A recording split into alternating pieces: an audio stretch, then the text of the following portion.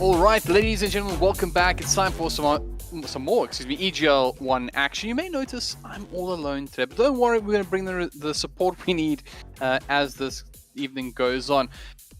load shedding provided. So let's see what happens. But at the very least, you'll get to enjoy my company, my terrible dad jokes as we go along, and I try to confuse everyone about certain competitions. But anyways, jokes aside, welcome to the broadcast. We have an interesting matchup for you. It is a lower bracket matchup between MLGC Dunamis and Frostbyte Esports. So two sides, they're trying to stay alive in the competition. Obviously, every single step towards that prize pool and that prize money, it matters. So you want to, at the very least, go as far as you can. And of course, beyond just prize pool, about pride, recognition, and of course, just adding you a little bit to history as well. Obviously, these sides, they definitely don't want to go out too early. But we're about to go to draft, just checking to see if these guys are ready, and we'll jump straight into our first matchup. Of course, BO3, and we will be going live in just a moment. But of course, I also have great news if you are tuning in. If you're tuning in in-game, I'm going to slow down slightly for all of you to load in. But if you are tuning in in-game, please do join us on the stream. We, of course, would love to have you. It's both on Facebook and YouTube, and you can find that information out from the Esports Twitter page, which, of course, is at Evesports ZA. And you can join us in the conversation. You can play along with us. And, of course, specifically if you join us on YouTube, you can also be part of something even more impressive, and that's free stuff, which we'll be talking about a little bit later. But we will be giving away, I believe, a 250 Rand Steam voucher today. It's I'm probably going to try to steal it from you, let's be honest. But here's the thing, the EGL guys won't let me. They're too cool about that kind of stuff, so it'll be yours if you win it. But of course, you can only do that if you join us on the YouTube channel. Okay, with all of that aside, let's get stuck into the draft. And let's see what's going on. So we have the Grimstrode and the Centaur Warrunner banned out so far, as well as the Ancient Apparition and the Viper by MLGC and Frostbyte respectively, with the first pick DK. That's really interesting to me because, I mean, DK, it's obviously a pretty good hero. It's a hero that I think I have a lot of respect for and does a lot in the lane phase from the mid lane. But it's not the most flexible hero. At a pinch, I do think you can move it around a little bit. But generally speaking, I think you're going to want to keep that in the mid lane, and generally as a response to something or with a very direct reason. So for me, this is a little bit early from Frostbyte, maybe showing their hand a bit early, but we'll see. Who knows? Maybe they'll do something interesting with it. It's still, I guess, viable in different lanes. You can, but my big issue with DK, of course, is if you fall behind, then you really do struggle to catch up. It's not a hero with great catch-up mechanics. It wants to play from ahead. It wants to bully its opposition. And when they can start doing a lot of magic damage or a lot of armor, reducing potentially items, you're going to have a hard time. Snapfire is the perfect response to it as well. And that's one of the issues I have with picking something like that up so early. Snapfire is a hero that is fairly flexible, can move into different roles. At a pinch, agreed. But of course, it's an anti-armor hero. It has the ability to reduce the DK's armor and already provides a support that can hurt a DK. And that's a big deal. You can also move into some different positions if you need it. So I really like that. They're going to follow that up with Shadow Shaman. I'm actually a big fan of Shaman these days. I do think that it's a little bit of an underrated hero at times. The fact that it has an instant disable is a big deal in my mind. And of course, the fact that it is very good at pushing, has a fair amount of nuke and is strong in the lane thanks to its right click, means that I'm surprised we don't see a lot more of Shadow Shaman, but definitely a nice pickup here for MLGC. And although I do worry that is showing the two support heroes first off, I think there's enough flexibility in the Snapfire, and even against the Shadow Shaman could go mid. Don't think it's going to happen, but don't do that. Don't do that. Anyways, Bristleback also picked up Frostbyte, and once again, I'm not a massive fan of this drafting because Bristleback, again, that's probably going to be a core, and that's giving away a lot. And also, I think it opens you up to something like they ban out the Vipers. There's something like the Vipers being banned out. But there's still the Hoodwink in the pool as well. So potentially if they do have a Hoodwink player on MLGC, you're very early on opening up two heroes that you'd love to use break against, the DK and the Bristleback, and you're making it almost like a must-have. The only slight problem I think there is with that is that you generally want to run the Hoodwink as the sport, which means that Snapfire is going to have to find itself as an offlane or something, but can be done. Banned so far, Timbersaw and the Ursa, banned up by Frostbyte, as well as the Mars in the second banning phase. And the response between the Morphling, the Faceless Void, and the Juggernaut. And you can see that is, if not a hero here, he would point this out specifically. They are targeting all their bans now at that one position. I think that's a slight mistake because BB can be played as a one position. And if I was Frostbyte, I'd be like, cool, no stress, we'll go play a one position Bristleback. So maybe a little bit aggressive there, but they are clearly thinking to themselves that this is in fact a mid lane DK, an off lane Bristleback, and then their one position come. They're saying that they don't want to play against these particular one positions. So it's still a respectable decision. Let's see what they decide to pick up here now. I think for those selections, let's see what the first one is, an axe. Okay. So I guess it does show a little bit more of the draft. I do think what's very interesting about axe, it has been played in one position recently. So again, a fairly flexible pick. I think that axe is it's actually in a really good space at the moment. I like the axe pickup because again, it is a flex pick and certainly still play in the offlane. You can play the mid if you get the right lineup. It's possible, and of course, as a one position, it's gone a little bit more interesting here. Obviously, the shard giving it the chance to spin on attack is quite strong, and as long as you respect the hero as a one position and play it like a one position, then you're likely to you can really get away with it, do some real damage here. Not great against DK or Bristleback. They don't spin a lot per se, but or rather, they don't attack particularly quickly, I should say. So, but still not a bad pickup to do with flexibility. It doesn't suck by any means. Right, Witch Doctor picked up as well now. 10 seconds. I actually like the Witch Doctor pickup. It's pretty good. Very strong against strength heroes, as obviously Maledict is a big deal against them. The more HP they have, sure, but the more damage they're likely to take by virtue of them having potentially lower armor and relying more on their HP pool than any sort of resistance. That stacks up quite nicely. It's kind of like a mini Necrophos, I think. So I think it's a pretty solid one. Also giving it some heal to the back of Bristleback and Dragon Knight certainly doesn't suck, and it's actually very powerful with its Death Ward at the moment. So I'm happy with this one. MLGC though, Sideshow, they handle a little bit more. Drow Ranger, once again, could potentially go mid. So they actually done a really good job of just keeping this flexible. But I do think that's going to likely be a off-lane Accent and a safe lane Drow. So they're kind of checking all the boxes at the moment. They have a lot of magic damage coming out from the Snapfire and the Shadow Shaman. A lot of physical damage coming out from the Drow Ranger. They have something tanky for the Drow to play behind. And interestingly enough, the Hoodwink goes the other way. So we were chatting about the break. Definitely wasn't going to be a pickup for MLGC, but nothing really on the map right now that is a big fan of break. So I think DK and Bristleback kind of get away with it. I think you could go the Silver Age and the Drow Ranger, but it's not ideal. I don't think Drow really wants to anymore, but it is one of the heroes I think wouldn't be a feels bad moment for me if Drow Ranger did opt to go for, especially with the amount of break that's on the map at the moment. I do think breaking the Bristleback, breaking the DK makes it valuable. And she does lack escape. It's one of her issues, so it does make it a little bit harder for things like the Witch Doctor and the Hoodwink, where they're forced to invest a little bit more in Dust. And obviously it's a move speed bonus as well, so it does make your life a little bit easier getting away, so not too bad. Bans Storm Spirit as well as the Invoker and Death Prophet banned out, and finally they're going to ban out the Puck. So now it's interesting, so they're targeting the mid ban now. So MLGC have taken a little bit of change of tune. They think that this is possibly, I guess, an off-lane DK and a safe-lane Bristleback, potentially, because they're looking at making a little bit of a change here. 10 seconds remaining. Yeah, that's going to be interesting. Okay, so let's see what they can do with it. The DP is an interesting ban as well, because they're actually in the zone that they wouldn't mind, because I would give them a lot of sustain in their fights. So they'd have very long engagements. Playing behind the Exorcism would be nice for Frostbyte. What they do lack, though, is, I think, a bit of catch at the moment, because although DK could go for something like Blink Dagger, which would be reasonable, wouldn't mind seeing them taking a mid that's got a little bit of engagement from far back. But we'll see what they opt to do here. Trying to think, what's left in the pool? Thinking maybe... So the Puck actually would have been fairly nice if they are looking for a mid. I don't know why I think they're going for mid. I'm pretty sure they're going for safe lane, actually. So MLGC is playing with my mind here, because I'm pretty sure that this is going to be a safe laner. Let's see if I'm right. It's a Zeus. So MLGC read it correctly. That's very likely the case then. So an interesting lineup here coming out from Frostbyte. So it looks like we will see those two off lane. It's going to be the Dragon Knight Bristleback almost certainly. But they did read it correctly. So kudos to MLGC for picking that one up. 10 seconds and...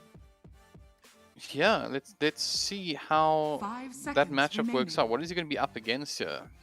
So, big mids available at the moment, because I think they do need a mid themselves. I don't think you want to put the Axe or the Drow Range against the Axe, obviously, just with the Chain Lightning being too aggressive. Tier. Okay, Tier's fine. I think a very picked up hero at the moment. It's got a pretty high win rate as well in the professional scene, so it's certainly a powerful hero, and one that... one that I do think also once again provides a lot for MLGC. It can beat a mid Zeus as well. Provides additional burst damage against things like the DK with obviously its own ability to reduce armor. And also does a lot of damage to Bristleback, especially even without necessarily using it for a break, because you just get in front of the BB and do a lot of damage with the blink and top him. So kind of like it. Obviously the one thing to bear in mind is that there is one advantage that Zeus does have, and that's obviously the fact that firstly, Chain Lightning isn't the worst spell in the game to deal with some of the refraction charges from range, obviously, so you can kind of whittle him down, potentially force him into using it defensively in lane and therefore not having the extra aggression against you. And obviously Top Bolt giving vision as well. So I do think that this should favor Cuddles, especially since Zeus really does struggle to put any kind of distance between a tier. You can just literally run down a Zeus. If you do have your refraction charges up, literally run down a Zeus on the tower. There's very little that he will actually be able to do if he has to call in support. And unfortunately for the Zeus in this case, the support, other than potentially the Hoodwink, like a Witch Doctor coming in, probably doesn't result in you being able to turn around and get the kill yourself. The Hoodwink maybe with a more, I'd say, capable stun under a tower, but obviously a Witch Doctor is likely to be stunning you with the Paralyzing class and nothing to follow up with. So the moment that TP comes in, Temple Assassin just walks away and is A-okay. But that's if I've read these lanes correctly, because I do think there's still the possibility of putting the DK mid and doing like an offlane Zeus or something, but we'll see exactly what they go for in just a minute. Alright, well, cool. Unfortunately, it looks like notAhero won't be joining us for this first matchup here. There does seem to be a little bit of a once again a power outage, so you're stuck with me, but that's okay. I'll keep you company throughout the entire thing. Is victory. I just want to let the players know, because I did promise I'd let them know. Okay, they're not even listening to me, so it's all good. Okay, so at the moment both sides are looking like they're going to start making their way towards the top run, although a little bit of a spread from MLGC. They actually have players going bottom as well. Let's see what they have to do. A bit of a smoke coming out here from Frostbyte. Okay, so let's see what they do with this one. They're going to make their way towards inside the map, and they get a good ward done. I like this. It means that they're not going to get surprised by anything up here, and there is something up here. It's the Axe as well as Snake Doctor Shadow Shaman. They do break the smoke though, so Pastry King in the front line doesn't quite connect with what he wants to, but they'll find the Snake Doctor Shadow Shaman instead, and they just swarm him, and this will be your first blood pretty early on, pretty easy on, as Frostbyte make the first good move on the map, pick up that first blood. And of course this puts him in an interesting position. With 15 seconds until the runes, they're obviously going to be claiming this one the top lane, but they might, I'm actually a little bit surprised they didn't send maybe like the Bristleback down or somebody just down towards the other side of the map, see if they can sneak their own rune, because what's likely going to happen here is Cuddles, yeah, he's going to pick up the one rune, and he's going to pick up the other one on Storm Shadow. We'll manage to find both without too much, so it'll just be the first blood in the end that goes, that is really the advantage, but it is a significant one. It did also, I believe, go to the DK, which is very nice. He is, as I suggested, going to be an offlane DK with a one position Bristleback. I guess the draft kind of worked out in the end. I wasn't a massive fan of how they opened, because they did open with 2 cores. But the fact that they were, I guess, playing around the fact that the BB could move into that one position, I just don't like the fact that it allowed a lot of opportunity to counter it. But regardless, I don't think it was necessarily responding in the most crazy way. I do think Axe is... Like, if he does obviously do pure damage counter helix, so it does work against the DK, for example, and the Bristleback, to be fair. It's just more so that it only really is likely to work on, or be specifically damaging when you have the shard up and you can actually trigger them yourself. Because neither of those heroes really attack quickly. They're more bursty, do a lot of damage, and I expect, especially with an offlane DK, his job is really going to be the initiator. He's going to try to get things like Blink Dagger, etc. But with that said, obviously an amazing catch for their team, and the follow-up is phenomenal. If you do get off a multi-hero call, for example, having the Snapfire behind you, you can do an enormous amount of damage. You can create a lot of space for something like the Jar Ranger in bottom lane, where you see Dark Horse would love to just be able to farm for 20 minutes without too much pressure.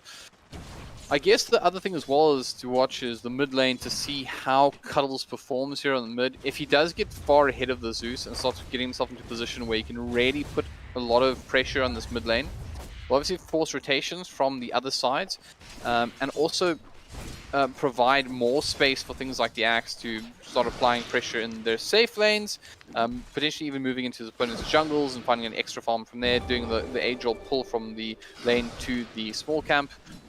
A couple of nice options available for them there. At the moment though, Zeus is doing okay. He's going to immediately TP back to lane. He doesn't want to have to deal with the TA. I think that's fine. Oh, in fact, better than fine. PNA.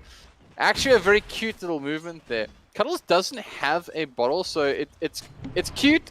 It's not amazing because I don't think Cuddles cared too much about the rune. He actually got a fair amount out of the lane, but I appreciated the effort regardless. Just TPing back to the tower, picking up the extra bottle charge, and of course for him the water rune actually very significant. So a fair play to him. Bottom lane at the moment though, we do see Storm Shadow taking a bit of harassment here from Budabilly.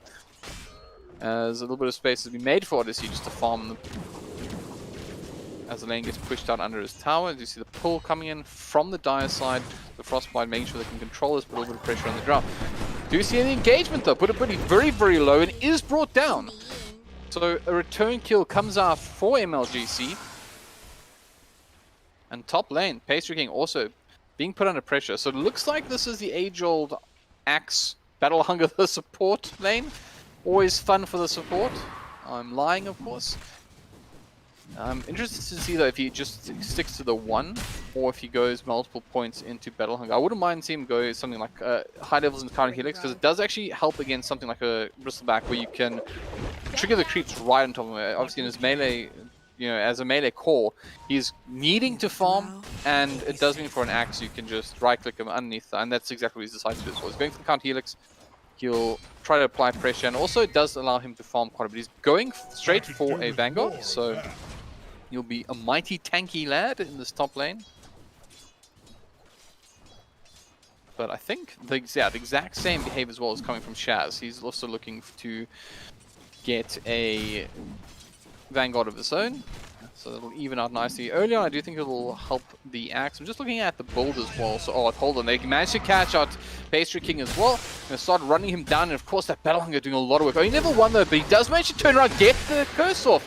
With the paralyzing cast going through, I don't think he's gonna be brought down. That is only level 1, but it's gonna be Hondo in trouble here. He's spinning around, but Cool Spray more than enough to finish the job. So that little misplay from Snake Doctor, charging in alongside, meant there were just too many bounces, and he was able to turn things around. So great news for Frostbyte. As I mean, that puts Shazo ahead, and as you can see with Vicious Nasal Goo, you really do a lot of damage, even something like an Axe. And of course, Quill Spray, we mentioned of course how powerful an Axe is, counter helix is, but Quill Spray obviously level 3 at the moment, going to stack up in a big way, and that's level 5 versus level 3 is a massive deal, and credit must be given to Pastry King as well. He's creating stacks, he's creating space for his core to find those extra levels. He knows Bristleback is an old school offlaner. He is totally fine playing against these two in this lane, as long as he doesn't caught out, doesn't overstay his welcome next to a full creep wave, for example.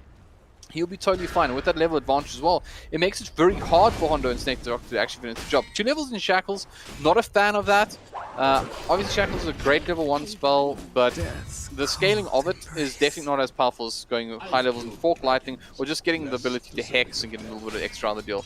Drow Ranger does fall in bottom lane, so Odyssey as well as Budabilly will be fairly happy with their job in that offlane position. I mean, you can see that DK is sitting at 25 CS at the moment. He's not struggling at all. The biggest, I guess, issue right now for Frostbyte is the fact that they do have this TA who's having a great time. But you can see Zeus is also second in the last hits, but the difference is significant. Now, a fair amount of that is going to be neutral creeps, but the reality is that he's not really able, BNA, to put a huge amount of pressure onto this TA. And as I mentioned, if he does start getting aggressive, that's where the problem's going to come. And you need to be quite aggressive with Zeus when playing against TA. You can't allow him to get to the point where he's feeling comfortable in lane, has all these reflection charges available to him, and he can potentially just get to level 6 and start charging you down on a tower. I'm a little bit surprised, in fact, that Cuddles hasn't been a little bit more aggressive at this point myself. You can see he's got a level advantage on the Zeus. Wouldn't mind him to do that. But hold on, Snapfire bottom lane is caught up by the Breeze Fire from Odyssey. and died. Top lane looks like there's some aggression as well, as they'll also finish one. And Shazo, he wants to finish the job on Hondo underneath his tier 1 tower, and one more cool spray will do it. And there it is. Frostbyte are looking dominant in the laning phase at the moment. I was a massive fan of their drafting, but they've played the lanes beautifully. Amateur. Looks like bot lane they will lose the Hoodwink, but you know, just more space for this DK to farm. Life's good. Radiant's top tower is under attack. Couple of pings coming out top. Looks like they are keen to try and put some pressure onto this Bristleback, and they really do need to. But I think the big thing here is that you kind of need to wait for some sort of timing from Cuddles. Now, he's gone for a pretty standard build with the double Wraith Band, power trades. He's looking towards that Deso, but until the Deso comes online, he's not really much of a threat to other people around the map. You're not terrified of Cuddles, so he's got to make some work, and he will walk straight into Buddha Billy. It looks like he wants to. I'm not so sure Buddy wants to pick this fight. Obviously, Cuddles will have another charge of his ulti up available not too long. He's going to run down the little squirrel, and Buddha should be brought down here. Going to try juke, but read like a book. Cuddles finds the kill. But probably more importantly, Frostbyte respond by killing the Drow range in the bottom lane. So although they get a kill in the spot, they lose their one position. And that one really hurts since Drow is falling behind quite considerably, sitting at just 2.2k net worth at the moment. And we consider the fact that the opposing DK is sitting at almost 4k and now able to apply pressure. And oh no, this could be terrible. He actually catches him up with Dragon Tail again. He's going to try deal some damage with the multi-shot, but the reality is that this DK doesn't care.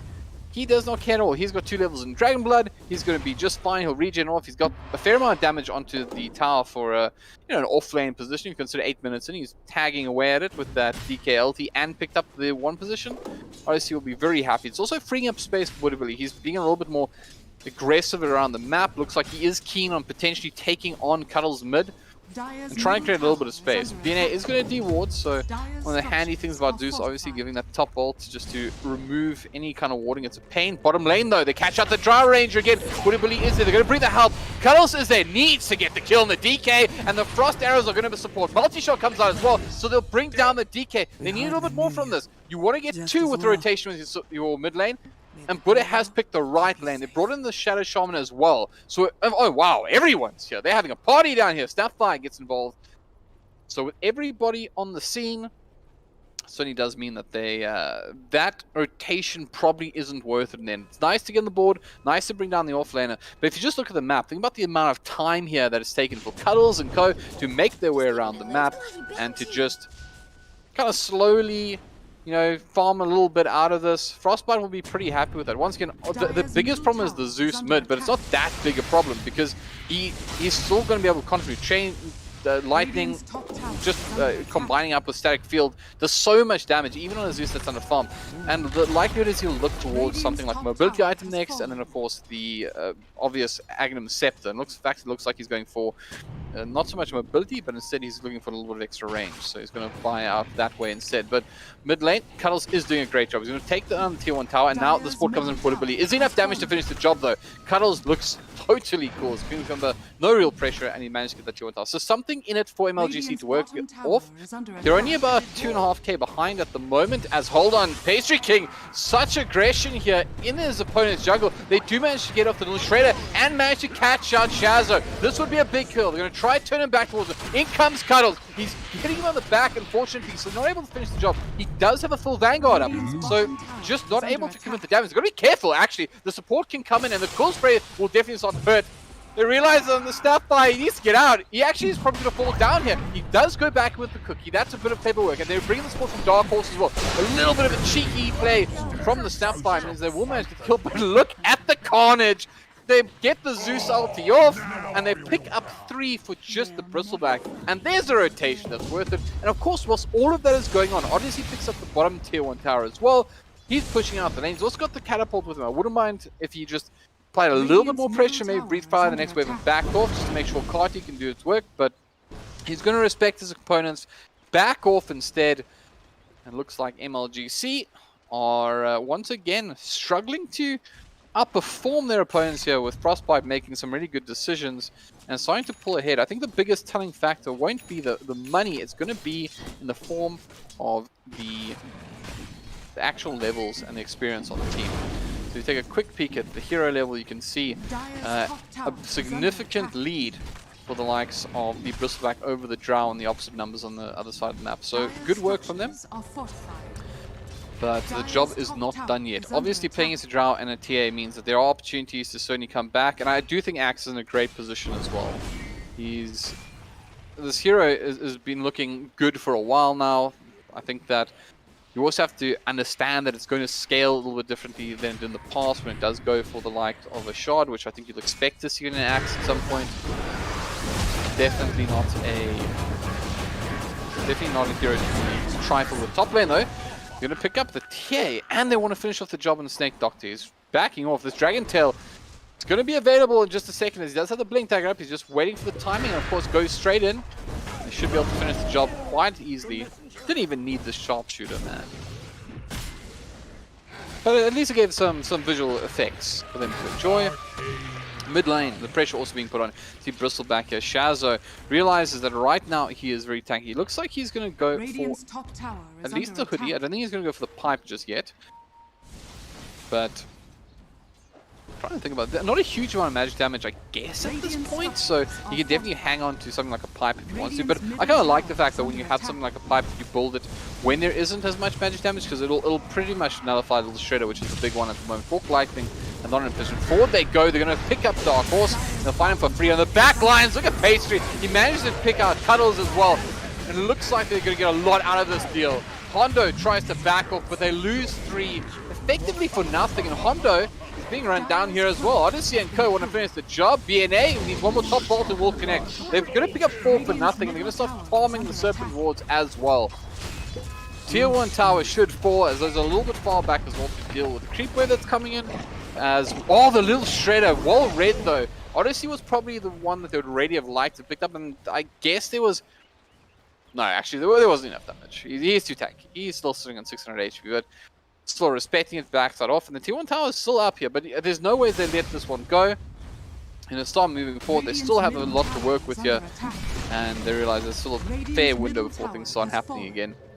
I guess if they start taking over the top area of the map now, just this triangle, I think that'll very much be all they need to win the game. If they pick up the triangle in the top side of the map, there'll just be no space for Dark Horse and Coach Farm. Now, this is probably what you'd expect to see, is the carry doing exactly this. For some of the new players may not really appreciate it, like, hey, why are you top lane so long? But he actually wants to farm away from the action. So he wants to farm this triangle and these creeps over here, potentially with like a safety ward in that kind of position. But they know exactly what's going on, and they're still hunting him, and that top ball is just wide. There's going to be enough to give the vision, and Dark Horse will be brought down. He was trying to wait it out, trying to push out the lane was safe. No one's showing, but I don't know, they just had a bit of a sixth sense there. Picking up a very handy kill, and the fact that they're doing exactly what's suggested. They're shutting down this area, they're going to shut this wave down as well, make sure he can't enter their own jungle, and if he has to play on this side, it's a multifaceted issue, because this is probably where TA wants to be farming, wants to be applying pressure of his own. And Cuddles at the moment is going to have to share some farm with the Drow for her to have any color relevance, but right now it looks tough. It looks really tough. I think the best option for MLGC is to try and keep their lanes shoved out, to try and force responses from Frostbyte, because right now they're able to just play as like however they like. And Odyssey goes very, very aggressive. He is actually potentially overplayed his hand. He'll be brought down, and they get off a beautiful paralyzing cast. And in comes the sharpshooter. In comes the LT from the Zeus. And BNN friends, they want to mop things up, close things off quickly. They pick up the 1 and 2 position in exchange for their 3. To be honest, it probably looks better on paper, because I think you'd be pretty happy if you were MLGC getting a kill here. But obviously, that's still their win condition for MLGC that's being damaged. They can't win behind the Axe alone. The last one standing, obviously having a bit of a hard time himself. He's trying to get towards that Blink Dagger. I don't think he's, like, as an offlaner, I think if you can get the Blink Dagger under sort of 20 minutes, it's still, you still have a game. But obviously, he's sitting on 4K, 4.5K at the moment. It's just, there's not enough behind it either. He's just not nearly tanky enough to be able to just survive the onslaught. Right now, the irony is that I spoke in the draft about the fact that Maledict is such a good spell against tanky heroes, but he isn't a tanky hero. Vanguard's great and all, but he's got a 1500 HP, and if you look over the DK, it's a full 500 up, and they do very different functions. They're going to catch out the Drow range again. Dark Horse should be brought down. It gets a little bit of support from the Shadow Shaman, but again, beautiful work. Honestly, fantastic follow-ups from Pastry King. He's doing a phenomenal job here. They're going to catch out Cuddles as well, but they do get the support from the Mortimer's Kisses. That's going to push back their foe. And Odyssey, he's actually pretty low back here, and he will get some support, but he is possibly going to be brought down. They bring down the Witch Doctor in the back line. He's being a little bit close here for his liking. Has DD, but guess what? Those don't hurt on Zeus. So they get a great fight. This is something I think they'll really appreciate, although they don't really win the fight per se, because they get the support, they don't finish with the DK, and they lose the 2 cores again. It slows things down a little bit. The biggest problem they had there was Shazo actually made his way towards the bottom lane, started pushing up the tower, picked up a tier 2, he's picked up the outpost. This map is starting to look really small, and I love the warding position here. If you take a look over here in the triangle, I mentioned it. Very aggressive ward, you're going to see any kind of movements before they happen, and although this is a little bit of a pubby trick, it's worked out beautifully, because you can see that the positioning of the opponent's wards, the defensive wards coming out from MLGC, they actually don't catch it. They put the sentry down right on top, which is a mistake. So especially when you have something like a Mortimer that can actually snap quickly onto ledges if you have to. Sorry, mid lane, Hondo should be brought down here. He did get very low. In the end, they're able to finish the job thanks to top ult. So this ward in the top lane, you really don't want to put it here, because the positioning of, you can see that there's these 2 sentries that I'm looking at in the Radiant triangle. These 2 sentries are effectively 1 sentry, because you can achieve much of the same thing, because you're going to look for this corner, that corner, and here with the same sentry placed in the middle. So they obviously miss out this one, but that one actually is a lot less of a problem than these 2 more aggressive wards. And that's also with this one. Or one back here, where you can see potentially this one and any kind of wards that are on this position here. So this, missing out this ward is a big deal, because think about Cuddles at the moment. He is literally being seen walking up here. And all of these players, they think that they're safe as false information. You can immediately see Odyssey backs off, wants nothing to do with it, and he's going to be A-okay. Buddha and co also, they're starting to get in the surrounds here. They're interested. They realize their foes have no idea what's going on. And although they're spotted out, well, they're going to just use the Zeus here to finish the job. And in they go. Cuddles is actually in a lot of trouble. They're being pinged down. Of course, the top wall comes in. The Dragon Tail will follow up as well. Shazo and co. And their beautiful call comes up from Hondo. He's trying to drag them away. He has no thought about surviving. He just wants to keep his TF. Goes into the tree line. He won't be able to TP away. Paralyzer cast is there. Nice bit of work to keep his tier alive. Sacrificial play, but the fight's not over because the team actually walks straight back into it. And Odyssey, you get the Dragon Tail off in the Storm Shadow. They do actually bunch up a little bit. They're going to commit the Serpent Ward, and they're going to drop the Shackle. A lot of damage onto the Witch Doctor, which does mean he falls. Back line, they're trying to do what they can with Dark Horse whilst they try to keep the tier alive, but he will fall. And the Frost Arrows just aren't enough to finish the job on the Zeus. And finally, the tower kicks in, and they do find the kill that they need. But Dark Horse is going to fall his wall here. Beautiful Gus will push back his opponents, but he's just being body blocked, slowed down, and eventually killed off. You're 5 for 2. An immediate buyback comes in. That probably ain't it. You need your axe to connect first before you board back. Then TP into the front of the tower here. MLGC. Ooh, that's going to hurt your Drow in a big way. If I take a look at the fight recap as well, you'll see it really hurts. It's just a this doesn't... I don't think this tells the full picture. Take a look at the graphs and that'll tell you. Hold on, Hondo wants me to shut up because he does get up a D-score onto the Bristleback. Turns his back to it though. As Odyssey and Co, they're just far too tanky to deal with it at the moment. They do think about it. They get the Shackle off onto the DK. They managed to get quite a fair amount of damage, but there isn't a little share available. Use that medallion, my friend. You need it onto either of those two.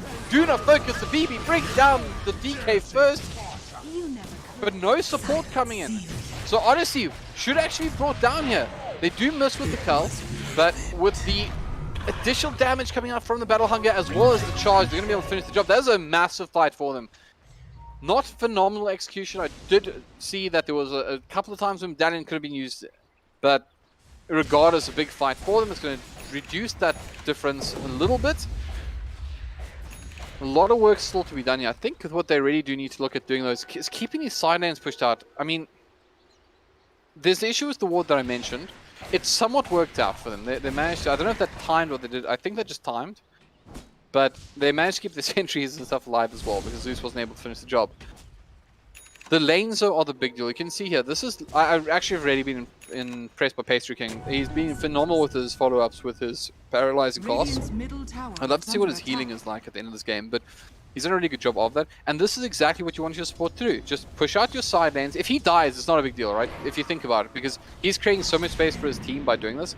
And with this wave just shoving in the bottom lane, it just means that the space is small. They're going to have to commit somebody to do it. It looks like they're going to use the Snapfire, but he can't do the same thing here.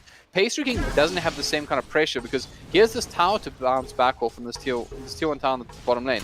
And it looks like he's, he wanted it. Didn't actually connect with the Maledict. He's got the Voodoo Switcheroo up as well, so he could potentially actually pick up a kill off the Snapfire without doing too much. He gets a little bit lucky. But more importantly, Roshan now being attended to by Frostbyte. They obviously have a phenomenal roster to do it with because they have the Lucius Nail to do a lot of armor reduction. Going to finish off nice and easy. And looks like it's going to go the way of the Bristleback. So that's going to be a hard target to deal with twice. I think Bristleback's also a bit of an awkward hero. A lot of the really tanky guys you can think about like your Wraith Kings, for example. You want to someone ignore them until the very last moment. The problem with a Bristleback is, unlike those other heroes, his damage in a fight becomes more potent the longer he's in the fight. So it does make him much more of a threat. And of course, this hero is being played as one position as well. So he is the most farmed hero on the map. Oh, hold on. In they go aggressively. They manage to get the ult, the Nimbus down as well. That cookie does land. But unfortunately, it'll be from the afterlife. Frostbyte managed to finish things off. Bottom lane looks like the call, and then once again off-fighting with that Aegis. Again, honestly, he's got nothing to fear, so he can go in so aggressively, and the amount of damage that's coming out from the Zeus as well, you can see that this is the thing. Sure, he lost mid. He was supposed to lose mid, I guess, but the reality is it hasn't made much of a difference. And Cuddles, I spoke about it before, he needed to hit some sort of timing earlier to be more of a threat on the map to make up for the other lanes that weren't doing as well. In comes the Axe, it's a pretty decent call up onto 2. They're going to drop the Serpent Walls Wall, trying to keep him alive, but they're going to just peck away at him. They've got the VNA Zeus dealing damage from the sidelines. Of course, neither Odyssey nor Shaz are intimidated at all. Mortimer's Kiss will fly through, but gets interrupted by the Nimbus. Beautiful bit of work. Dragon Tail as well onto Storm Shadow. He should be brought down here again. Manages to get just shy of the Nimbus, but Odyssey really wants this kill. He's going to keep beaming down him. He'll finish the job, and now he's got work to do because they have a tier 3 tower to collect. And once more, bottom lane being pushed in as well, so they can potentially get more out of the deal. However, those respawn timers are a little bit quick.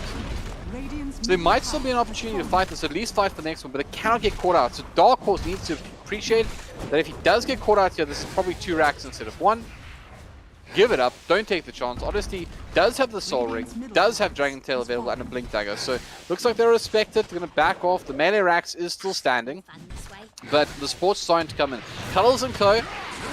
They don't connect. Hondo must have been tagged by Cool Spray, so he wasn't able to get the blink off. But even so, I don't know if you want to get the blink off at this point. You just want to force them back.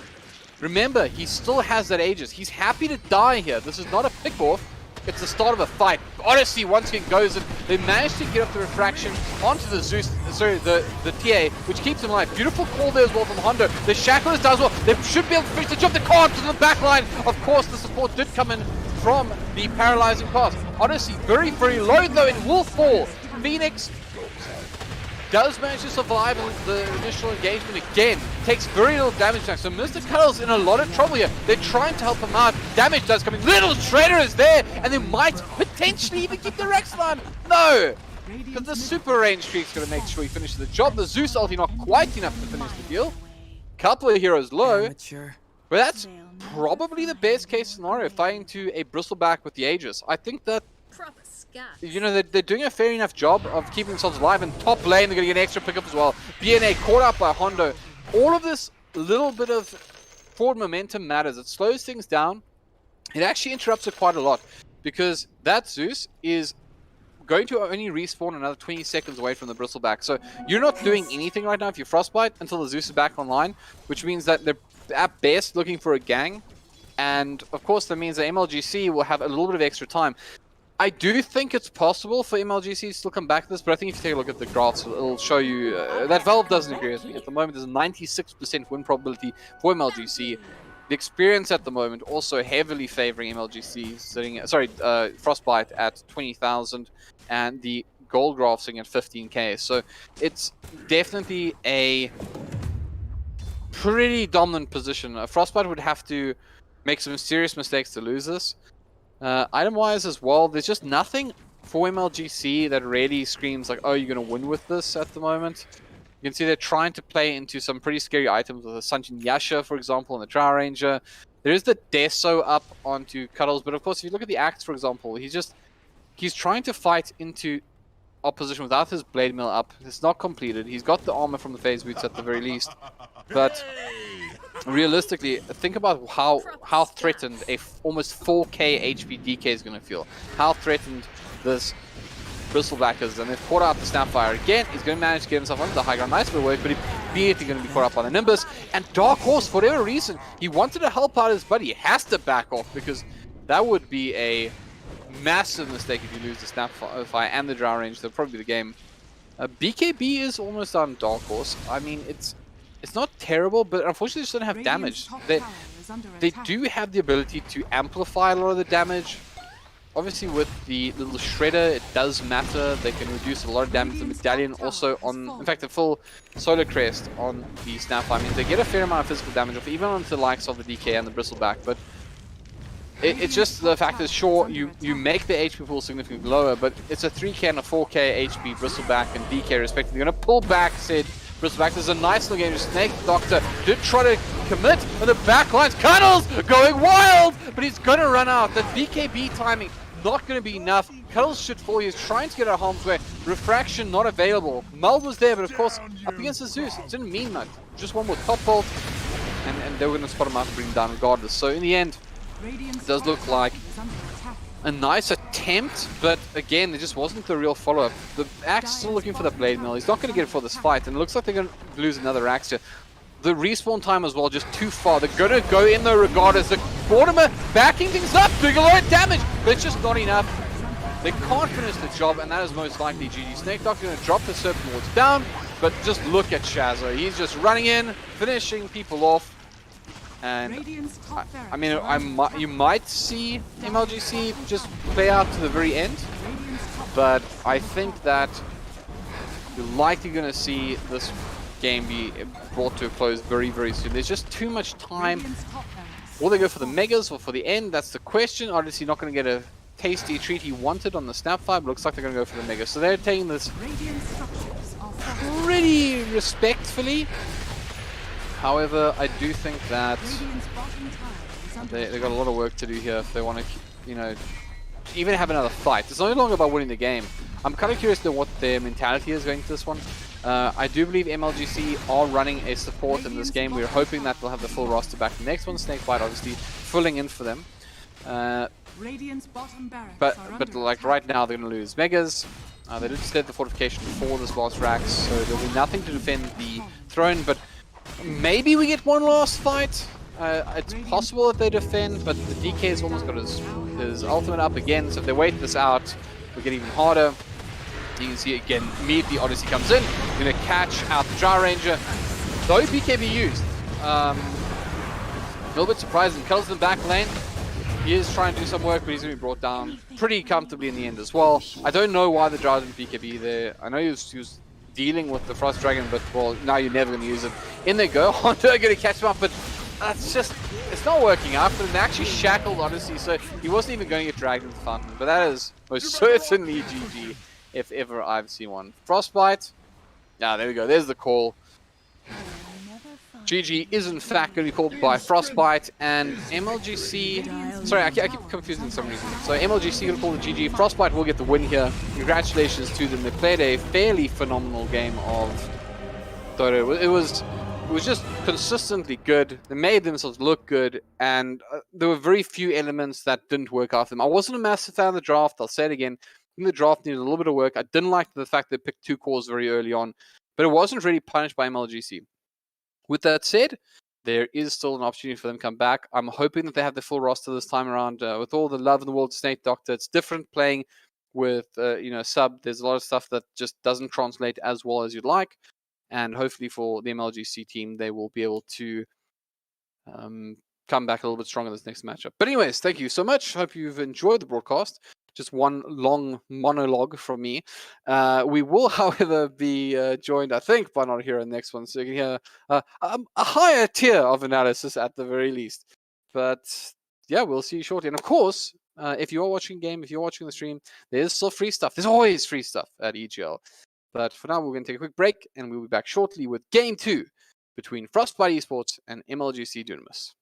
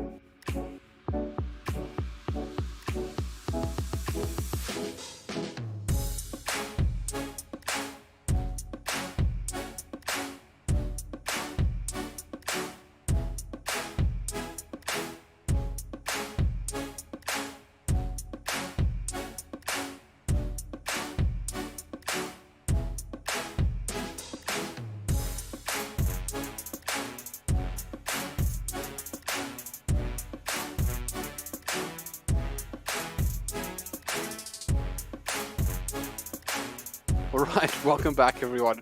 That little chuckle you got because I'm no longer alone. So let's first do the honors. notAhero, I saw that you were in chat for a little while. You mentioned that you watched some of your phone.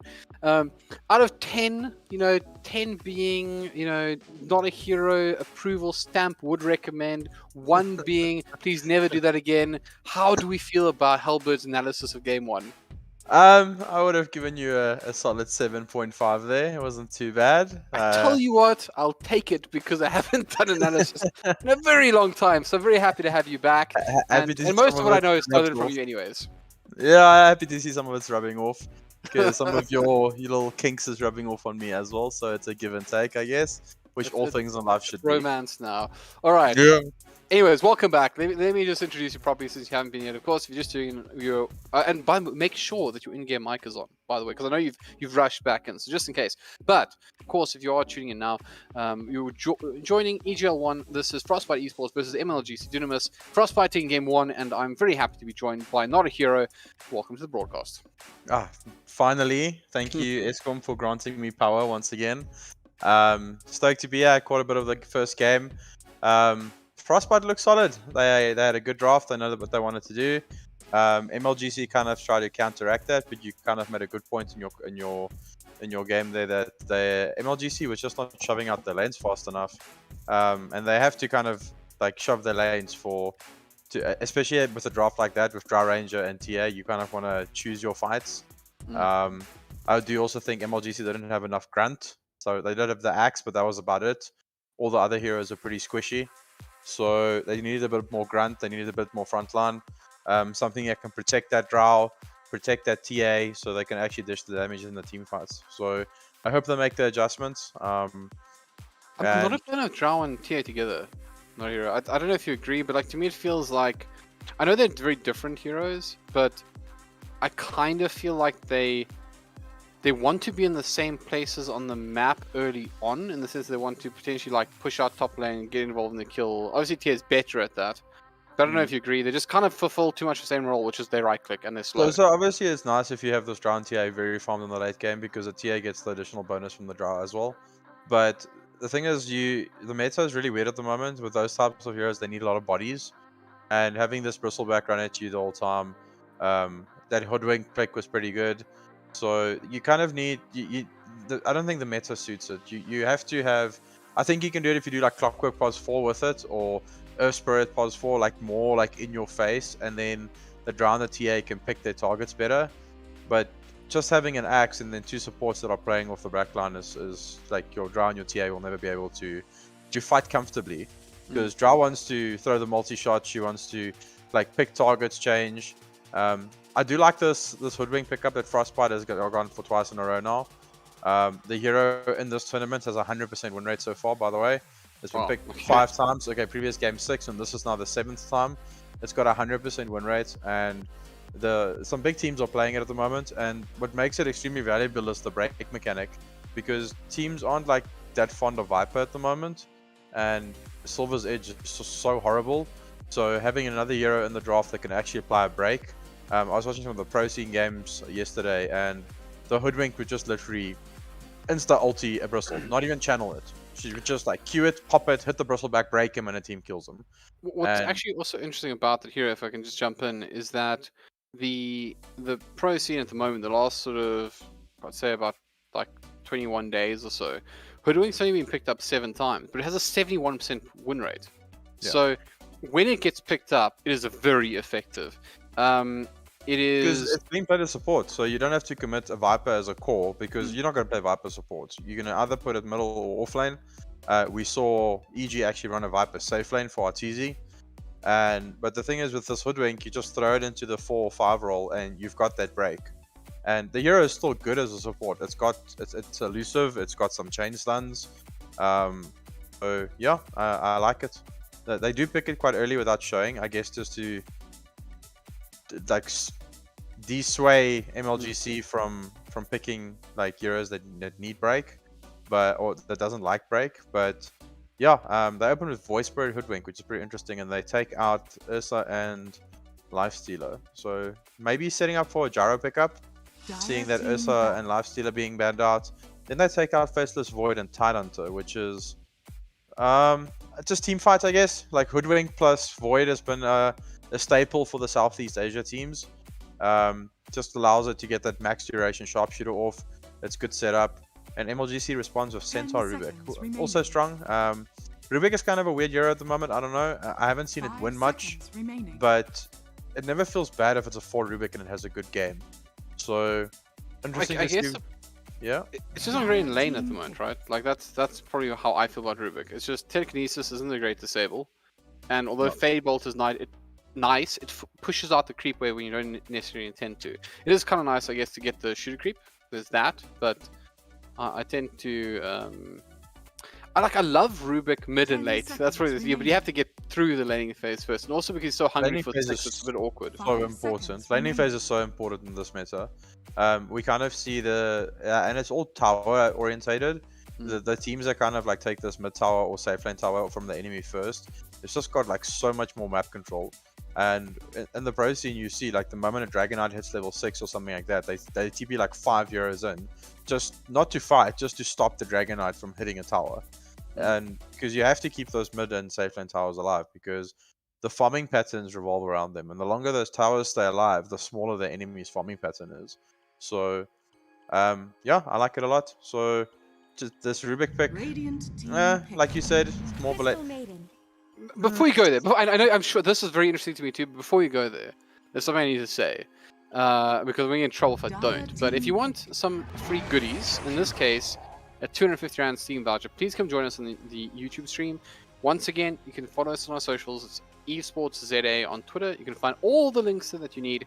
One of them will be to our YouTube stream. If you go to the YouTube stream right now and you type in EGL1 just once, do not do it twice, not do it 3 times, just once. If you write an EGL1 into the YouTube chat, you will qualify for our 250 rand Steam giveaway, which one of you lucky viewers will get to enjoy. Make sure you stick around for the results as well, because we will re-roll if you don't claim your reward. Anyways, Juggernaut CM, I want to hear your thoughts. Now that I picked this axe, I don't dislike the CM that much. The only problem, wait, CM can actually trade with Hoodwink if he puts additional levels into the Frostbyte. Hoodwink's only like Hoodwink starts level 1 with like a 600 HP pool. She is extremely squishy, and her strength gain is very little. So even though a lot of people say this hero is broken, she is very squishy. If you hit level 6 on a Lion and Hoodwink is also level 6 and you ult him, he's probably going to die. So the hero is extremely squishy. Frostbyte does quite a bit of damage to him, and I guess if the CM goes that route, then I think CM doesn't even skill Aura in this game, HellbirD, or until like later. I think you just. I'm sorry, I thought I just heard you say that CM shouldn't skill Aura until later. Damage. Just get damage. Like what have you done to South puppies everywhere, you fiend? No, but what hero here is going to benefit from the mana? Like, I will benefit from the mana. Do you know how many people are going to now play South puppies and not get this aura? Why have you done this? Don't listen to him. He's lying. He's lying so like the logic here is CM if she's level 4 with 2 of her spells can probably solo kill the Hoodwink if they both level 2. And if he takes a level of aura, this Hoodwink's just going to run away and then just heal up and then come back to lane again. So just get additional clarities and stuff on the CM, and then you can kind of be a nuisance in the lane. She is very mana heavy, so not having the aura is rough. But so she will have to spend quite a bit on mana regen. But if they don't want this Hoodwink to be able to do stuff in the lane, I think that's how you play it. They also have pretty scary supports, right? Like, assuming that is in fact going to be a Jakiro support. Like, Hoodwink and Jakiro they're just bullies. The probably this something I do want to know is I really want this axe to be in a carry. Like 2 days ago, axe carry was picked 9 times at the major, and I think it won 7 or 8 out of the 9 games. it looked so stupid. You give this axe 20 minutes of space, he gets the Blink Manta shard, he just kills everything. Please be an axe carry. It's an axe carry, Hellbird. I mean, it Is it could an be a axe tiny carry. It could be a tiny carry. No, it's an axe carry. It has to be an axe carry. Look, Because I axe mean, carry actually destroys Jug as well. I think it's really good. that's a fair point because, well, it's physical damage, the 10 seconds counter remaining. helix. So even if you're blade storm against it, you still will get 5 hurt. seconds Real remaining. good. Yeah, and it never feels good to Omni Slash the axe because he just mantas. So, interesting to see what this Jug build's going to be. Is it going to be a Maelstrom build to try and just, like, not care about the axe's armor and actually be able to try and kill him? Because Tiny with his ulti also has a naturally high armor gain. So, I think Maelstrom over Battle Fury maybe here. He will have the space to farm because if that is an axe carry, he also wants about 20 minutes. What are they going to pick here? Invoker. I like that. It's pretty decent against Void Spirit in the lane. If that is a mid Void Spirit and not a tiny mid.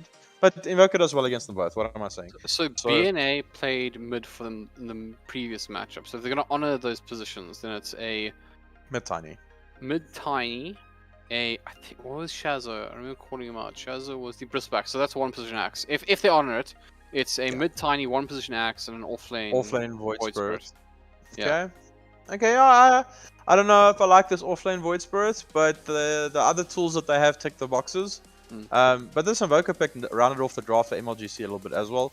Now you have Centaur, Rubik, Centaur, Juggernaut can find in the front. The CM and Rubik can kind of choose their targets in the backline, and Invoker is just like this overall nuisance. Axe call someone, you can tornado, drop a meatball on the illusions, get them out of the fight quite quickly. But the mid matchup's going to be very interesting because I think Invoker does fine in that lane, but I have seen Tiny's dominated as well, depending on the early few levels. I think if he goes Exort, he's going to struggle. He should probably go cross Vex this game, so just to like kind of start hunting around the map, get a Witchblade or get the just a standard urn, running around with Cold Snap. So yeah, I like both drafts. I think both have good win conditions. But this axe carry, I'm so excited. I've wanted to see this in an SA game for quite a while. I've been experimenting with it, and it feels pretty good. It doesn't feel like you ever far. Like we went for a 60-minute game the other day, and I was up against the Spectre as an axe carry, and I could still kill him. It's not like the Spectre just takes completely over. So this axe carry thing it's going to be nerfed. Let's be honest, it's going to be nerfed. Okay, so we enjoyed before it lost, but also don't listen to notAhero when he talks about CMs. Please don't listen to him. Please get the aura. Right? I need the aura in my lane. The Invoker needs the aura. I think he's actually going to get the aura this time, and this time it's justified because I mean the Invoker wants the aura, to be fair, and Hondo wants the aura. Come on, stop it, notAhero. Stop it. Like you're ruining Dota for everyone. You can do, if you hit 2 euros of Crystal Nova, level 1, that's 260 damage, and a Frostbyte is another 150 damage. So you can effectively, with 2 spells, deal close to 500 damage to obviously 2 separate heroes. But that's level 2, and it just gets better. 30 seconds. So the aura is nice, but I don't think they abuse it yet. It's going to benefit the Invoker. But what spells is he really going to be spamming? He doesn't have like wave clear spells or anything to farm with. So, are they setting this up? I'm going to have Gonna to interrupt you because it does look like they're going to walk straight into each other here.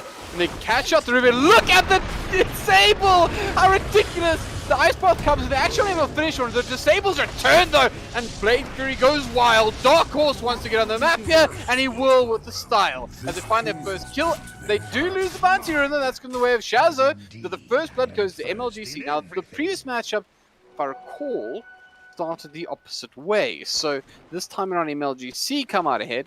And I'll be very happy with that one. Of course, it does mean that the second bounty is on the table. I think Jakiro is going to be a... Yeah, Jakiro is going to be a Don here. He's going to pick up... You're going to get 3? You're going to get 4, my man. Oh, and yeah. 3 of them go to Jakiro. You know, I you Ray, when you see this... Actually, can I just point out, so at 300 gold to Cuddles, that's a big deal, because as your mid, picking up that extra bit of, worth very early on. But that's still, what is that? So that's 160 per player. So that is a lot of cash to get injected into your team very early on. Let's be fair. Frostbyte got a little bit like overexcited there because after that Hoodwink Shackle came out, they just didn't like focus the same people. So I got excited that I've been playing. Some went onto the Centaur, but the Rubik was the one with Battle Hunger on him. I think if all of them focused on the Rubik, they would have been a first blood for them.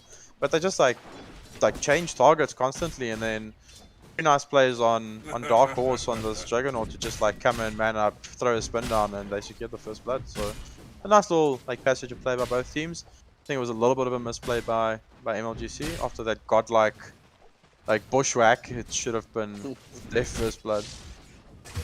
Oh wow, we're gonna miss the second blood as a top lane. They do manage to pick up Buddable. Is trying to get some damage out onto his Frostbyte level 1. Yeah, No aura. Yeah, but level 3 aura at least. But still killed the Hoodwink with it though, so I'm gonna claim that. Helbert wants you to skill aura level 1, guys. Don't do if you it. play my games and you don't skill like no, you don't have to skill level 1. That's unreasonable. Don't But skill level 3, 1. I want my aura, right?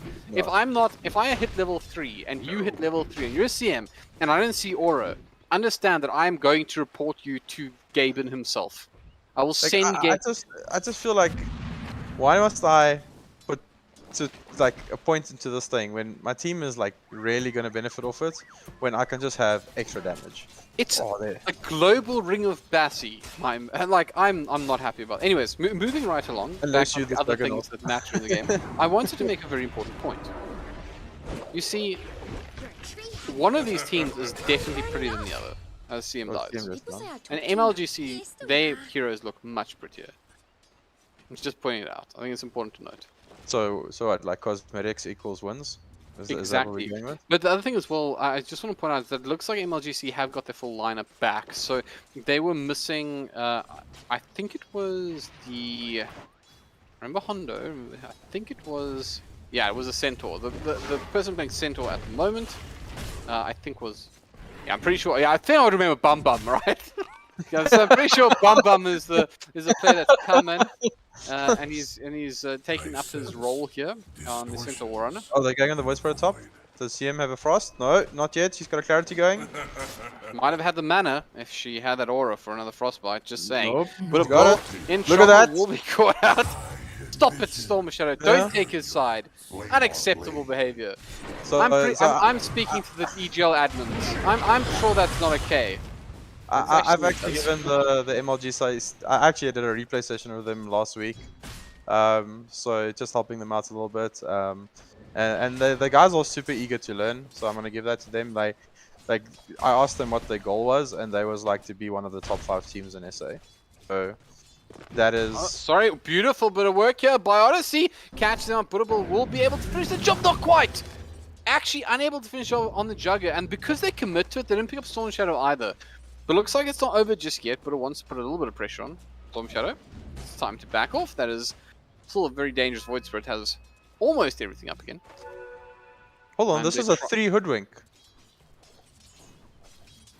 Is- The Void It- Spirit is it's plus 4. Yeah, it didn't. Interesting. Middle? Well, the engagement onto Cuddles. Gets on the Ice Wall. Potentially turns one around. Also has the Sunstrike. Keep an eye on Tiny. Probably going to see it in a second. Throw Gonna it. go very wide. Oh. Hard Tiny though, me. to be fair. Yeah, that's not even. Oh, they got not kill top. The art of RP. Oh, he took a level of aura, man. That is. Bleh. My boy. Storm Shadow, me and you.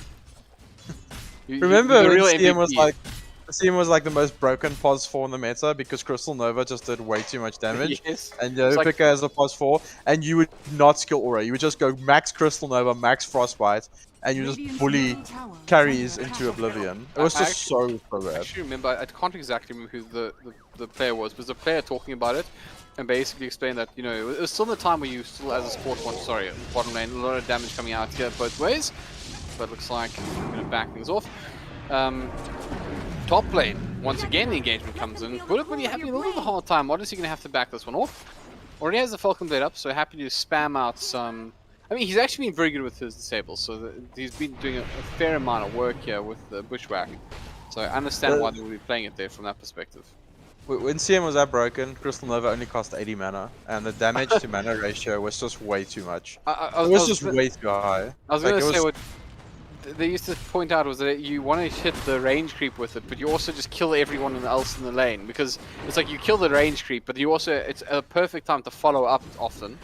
So you range creep it, and then you just ruin the heroes in the lane as well. So Invoker's going Midas, which is very interesting. I understand he's an Exort Invoker. He wants to get levels, so he's viable in this game. I do would have maybe he's gonna go Midas into Urn or Midas into Witchblade. That's kind of the build with the Midas. So he's gotten away with this Quaswex against the Tiny. So Tiny should have been bullying him a bit harder in the early stages because he doesn't have the additional points in Quas. So yeah, he's gonna get away with it. He's about 1-5 away from it. He should have it around 8 minutes, which is not the best, but it's also not horrible. But this Axe is having a completely free game. Like, look where he's farming, Helbert. I'm sorry, I actually want to watch mid because Cuddles looks like he's interested in taking a fight with BNA. He tossed out the cold snap, but he does have company there, and they're going to bring in the rotation. Stun cost combination will connect, but Cuddles doesn't go down. In fact, he could consider putting this one back. He went into the Ghost Walk. If he had oh, hold on, Storm Shadow's there. He could connect with the slow. Cuddles will drop down the Sunstrike, but the damage should be that finish off the Tiny Anders. Nice bit of work there. MLGC actually could have done a little bit better there, if I'm totally honest, because the Crystal Mania was on point and Cuddles was a little bit defensive. And there might be more in this because Billy is toying with the idea of going forward, but don't underestimate CM. She is excuse me. She is certainly packing a punch, even with two levels in Arcane Aura. And to quote Dota, what WTF? Meanwhile, in our universe, look at Axe bottom, like just creep skipping tier 2s. It's funny because I went there myself just to look at Shazza. So obviously the previous matchup, Shazza actually had a really fine performance as well. Although now it just doesn't care. The Sunstrike's going to connect. Beautiful bit of body blocking to make sure it's there, but just so tanky. Vanguard, man. Vanguard and so Bracer, that's they're doubling up. Like the two OP level 1 items, you know. Vanguard is still so strong. Like that tower block has done like almost nothing. Nice little mechanics there by Frostbyte. He put the Vanguard and the Bracer in his backpack when he solved. So just effectimizing his HP a bit. And Tiny's going Invoker middle. He's not going to kill him. Again, he just doesn't quite have the burst damage to take out this Invoker. I'd actually love to see Kettles go for like a Brain drop. Thank you. My brain was dropping instead. Because I mean, it does mean just makes it that much harder to really, with even a potential gang, for example. We saw with the likes of the Void Spirit coming in, it would be even harder for the combination to kill this Invoker. And as you mentioned, he's paying all the greedy, but he's paying off. I mean, if he does get this this Midas I mean, probably looking realistically at maybe 11 minutes or so. I don't know if you agree. You got 750 gold to go, right? So it's about 3.5 creep waves. So if he gets every single last hit, obviously.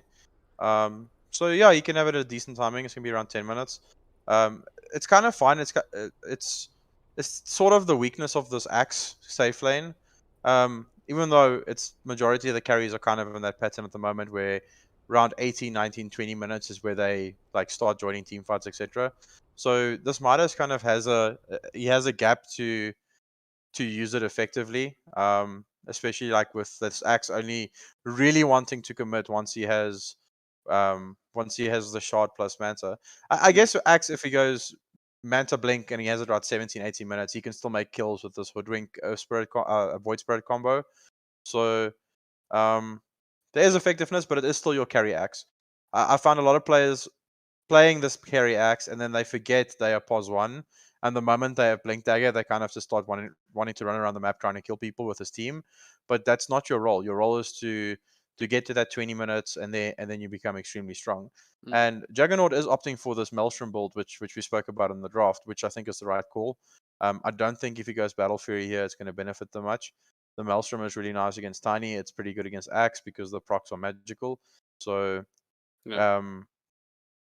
see Hoodwink as a offlane Hoodwink picking up a pipe or something like that. So pretty good. It's going to accelerate. Is he going to go probably like Maelstrom SNY? He can actually buy the Javelin at the moment, which will increase his damage outputs a bit. Just on the note, by the way. Okay, so firstly, I'm gonna stare into the camera and say, Admin, I think it's time we give away some free stuff. So will you please use this opportunity to roll? Oh, of course the guy reconnects immediately, but roll anyways. We'll give away some free stuff. I don't think we have yet. I just want to make sure I'm not getting in trouble. Looking at the stream chat. I'm just really happy that good. I'm just really happy that Ruby connected. Like, it's so unknown at the moment with all these power outages. Yeah. Someone drops and you're like, oh no, He, is he won't gonna he? come The back? bets are in. Yeah. We run some sort of betting thing. Hey, do you think he's going to be back into it? But I wanted to ask you. You were speaking about Hoodwink, not like he's not going pipe, but he's going Agnems, and I don't see enough off-lane Hoodwink to really know what the appropriate response is. Is getting that boomerang up the is that the It's play? really good. Yeah, I like it a lot. It obviously reduces status resistance and it's status resistance and healing, is it not? Let me just make sure. I think it's slowed by more vulnerable to spell damage. Oh, it's spell damage and status resistance. So, and they have quite a bit of things to combo that with. Obviously, Tiny Jakiro, all Jakiro's ticks last longer. The Void Spirit's damage is all magical, so that's amped as well. Kind of a weird E-Blade. So, yeah, it's kind of like a E-Blade that lowers status resistance. Oh, they're going on top.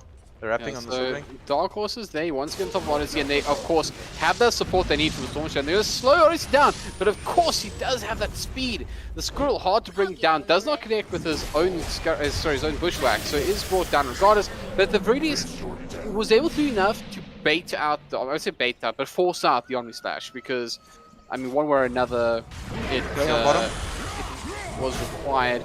The Bum at Center Warrunner, gonna stampede his way to safety. They get some support coming in from the Crystal Maiden, but she is not going to be able to apply too much pressure. I'm a bit worried about the Centaur, by the way, because as you mentioned, meanwhile, in Shazzoland, he's having the time of his life.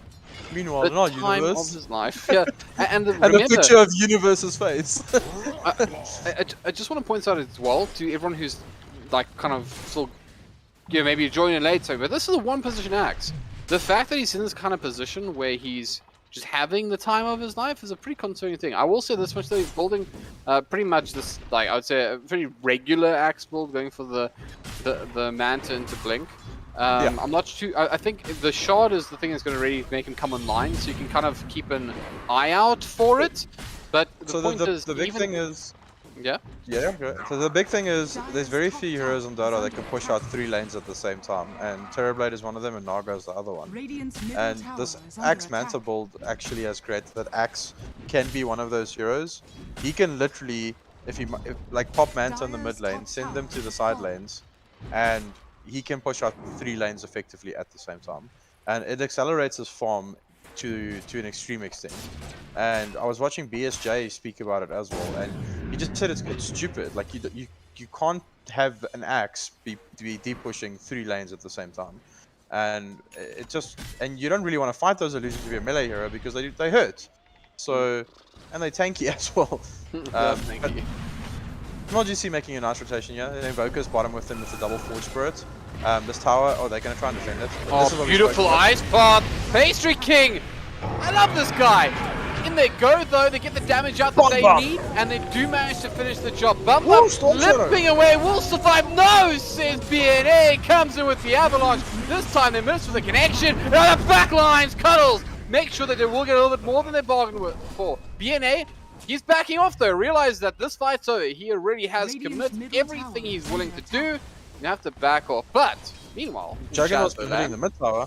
I was just saying, well, there's an axe waiting from there. So you got quite a bit of damage into that mid tower, and they're just gonna stay here. Like they won that fight. There was a lot of the spells like dropped there. A lot of these heroes TP'd in as well, so they can't just TP back now. Hoodwink is here, but they should apply pressure. Jakiro's coming back in, but it's just Hoodwink Jakiro. Hold on, mid lane. Shazzo, he's being run down, but they're trying to get Hondo into support. But oh, look at the damage! So much work happening here. They're going to commit the Omni Slash, but there's a creep wave right there. Is it there? Yes, it is. A little bit of good fortune for the MLGC. This looks like a totally different team than we saw in Game 1. It's really impressive to see them come back. I guess boosted by the fact that it looks like they did a little bit of a role change as well after bringing it from when they had the sub-in. But I mean, MLGC look totally more comfortable on the map. And look, let's be fair. And the biggest issue they have is that Axe is a problem, but they are in fact stalking Odyssey, and they're going to commit with the Frost. Frostbyte into the Sunstrike and into Cuddles. Is he done? He wants to find Jakiro. Hey, Pastry King! Hey, Pastry King! Hey, Pastry King! It's me! It's Cuddles! Are you gonna go? He's got the tornado. It's me. He doesn't want it. He doesn't want it. Cuddles he shows pity to Pastry King. Dyer's You middle know tower why? is under You know why he attack. showed pity to Pastry King, not a hero? Because he's got a great Radiant's name. bottom tower is No, under it's attack. because if Pastry King was playing a CM, he would have gone. He would have just gone like he would have skipped the intermediate levels. He would have literally just gone aura skip, aura skip, aura skip, aura skip. He would just be an aura. That's how we know that Pastry King's our boy. Mid lane. Defending the tunnel. Engagement comes. Storm Shadow takes quite a bit of damage. They're going to re-engage with the Void Spirit as well. Hondo is there to help out though. They're going to commit the Stampede as well. They're going to get right on top of Buddhable, and they will be able to finish off easily. Remember, that is a support Void, so not a huge loss for them. It did also force out the Stampede and force the rotations, but I guess if MLG can take this mid tower, it'll be totally worth it. And bear in mind that meanwhile, in Dark Horse's universe, he's actually gaining on the Axe, and that's pretty significant because Axe is definitely a flash farm in the one position role. Yeah, the hero is just like extremely farmed. That kill on that they got on him was huge as well. The early Maelstrom pickup ignores the Axe's armor, it ignores the Vanguard block, so just like good itemization. That kill was crucial. You got 2 Maelstrom bounces there, which brought him down. And it's kind of even on the tower field now. Both offlane towers still up, both mid towers still up. But this mid tower is their next priority. So they're gonna have to keep bodies here to keep their mid tower alive, or Jakiro to split. Sorry, They've bottom got such- lane. There's actually a 2-man smoke, and BNA is walking straight into it. The Omni's not there just yet, but they will be able to buy a little bit of time. Beautiful bit of work. Good, just toss Dark Horse That's not away. the No, target they wanted. I just love the fact it's like, no. Like, I'm done with you. I don't want this. Sharpshooter will go wide, but they will try to connect onto Storm Shadow. They'll find him, they'll kill him, and they'll kill our dear, sweet Aura carrier. But Dark Horse will survive, so just as much as they lost the Void mid, this is not a massive train wreck for them. Ooh, middle. They're going on the Shudwing. Can they bring him down though? He's actually ready to deal with the Scurry. We'll get the support he needs! The Macapie and the Ice Path are there! Pastry King, BNA, and friends are gonna put short work of the mid laner and his support. That's just a misplay by them. Okay, like you can go for that kill if you have the Forge Spirit summons with the Gold Snap, because then there's actually enough damage. And he had the Meteor Q, and he never used it. So the right clicks is just not strong enough yet until he has this Awkward or Witchblade. So he had to have the Forge Spirits out if he wanted to make that play. That's And a then it was huge difficult. moment. The swing that they just had, the net worth was sitting at dead even. Now to 1.5k in favor of Frostbyte. The experience was in favor of MLGC. Now it's 3,000 in favor of Frostbyte. That is a huge moment for them. I mean, it's amazing how Excellent. one little engagement can do such a big amount of work. Oh yeah, the Manta's up. You can see immediately he's going for the blink and then the shard. So that's the key moment to look out for. If you just think like old school Meepo, like once that Ags comes online, in this case once the shard comes online, he starts becoming pretty scary on the map. Bottom, Buta, Billy, and Dark Horse just casually run past each other. Like Billy knows like I can't touch this Juggernaut, but Juggernaut also doesn't want to Omni Slash the Void Spirit, so it was just kind of a cheers, dude. Like High drive five as you pass by. Oh, but hold on. High five. They Oh. do engage. The Avalanche will connect, but here's the thing. Dark Horse immediately gets off the Blade Fury. So he's able to back off for the time being, but they still go back in this voice, but does want to slide. The high five was a fake. They go in. It's a beautiful meatball flying through. Bomb comes in with the double hoof stop. They're going to pick up 2. There might be more on the table, though. Pastry King backs off. Cuddles wants to finish the job. Nice Ice Path. Does manage to connect. Pastry. But Cuddles, he still wants him. Oh, is Do he they gonna make find it? him? Do they find him? Make Yes, they do, but they don't have the damage. Hondo didn't have the telekinesis. Cold Snap was probably cooldown because it's there, but it wasn't used. Tiny middle. Meanwhile, in mid lane world, where Dark Horse is about to die, because here's the thing, he just used up everything. He gets double stunned and deleted. I wasn't lying when I said he was about to die, but if you Blade Storm as a Blade Fury as a Juggernaut, and you're tiny in the game, he's going to jump you. Cuddles gets off a Deafening Blast to back things off, does get caught out though. By the What was Woodwing that, from the high lad? ground though, gets tossed up again. MLGC gets such a good play, but they're kind of losing it a bit here. Telekinesis, only level 1. I don't know about that one. You're going to get caught out as well. Hondo in trouble, tossed up in there. BNA just involved in everything right now. Hoodwink has got Ags, 18-minute Ags plus Falcon Blade. the stuns and the shack, this bushwhack is just lasting way too long. It's what's the status resistance on this? It's how much is it? 25%. So this is a 3-second bushwhack shackle. That's an AOE 3-second disable, Hellbird. Yeah, he's having a clear impact on this game as well. So often we see hoodwinks and in maybe the hands of the less comfortable, and they don't really connect as frequently with the bushwhack, and they just don't feel to have as much of a impact. But this is definitely working out. Oh wow! Okay. Well, Pings the ward instantly. Yeah. Pings I was the like, ward hey, that's still a good shot though. Where's this chop shooter going over here? It's going up towards Cuddles. Is going to miss. They pick up BNA. He's going to pay finally because he's had a massive amount of sickness dirt on. Immediate smoke comes up as Odyssey catches him out, deletes one of the supports. He'll immediately back out though, so he's happy with his meal. They need to get this mid tower down. It's so important. They keep kind of like skirmishing, but they need to commit bodies to this mid when the Tiny is not around because he's kind of the fear factor at the moment. Mid lane put in trouble here, caught out. The other blade through as well. Careful though, because Shazo goes right through that. The telekinesis saves his life. He gets tossed up in the air with the tornado. He's gonna back off. In the end, they're fine. The pressure definitely on. Nothing of value was lost, and not in a meme way because no one died. Hold on. Oh, Jug? Dark Horse in a lot of trouble here. Your Blade Fury away and should be just fine. But again, you can see the pressure coming on from inside of Frostbyte. They're in a good space here. He tried to kill those Axe illusions and they just like completely beat him up. Look at his HP drop. I know there was some spells from the Hoodwink coming through there as well. But this Jug just needs to... Like, he's got the Yasha... Oh, wait, he's actually got SNY. It's on the courier. Yeah. So, this is going to tank him up quite a bit. Oh, and there's a... Who's going to take the Quicksilver Amulet? I guess Boca? Sorry, top lane. Bum caught out again. Will get caught out as well, juking around, but unfortunately absolutely nowhere to go. Gets off a decent double hoof stomp, but he realizes he's not long for this world. Gets off as much damage as he can, and then accepts his fate. Mid lane though, looks like they really need to bring down this tier 1 tower. That's a big deal. 20 minutes in. Yeah. Gotta go. It's a lot of map control that they're losing because of it, because the enemy has it, and you kind of see the movements by Frostbyte as well. They're starting to invade the triangle area, invade the enemy's jungle because this mid tower is gone. So when they have Omni Slash and all their ultis up, when Centaur's back online, they kind of have to get some bodies to get the tower down. Even if Jack just spins it and TP's right in front of all of them, I guess Axe can cancel the spin because he's got his blink dagger as well, so it's not that safe anymore. The timing is pretty good as well. Could be said. I mean, he's getting his item shots pretty quickly. On the high ground, nowhere to go. I mean, he's still alive, but they definitely blast playing that for him. They do manage to kill him off. And jumped up there to deward and just got caught. So nice little play there by the CM. Just being aware. Storm Shadow just okay. Well, he's gonna get my ward. At least we can get a counter kill out of it. So not like a pretty decent trade.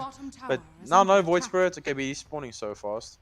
They kind of have to make a smoke play or get this one tower.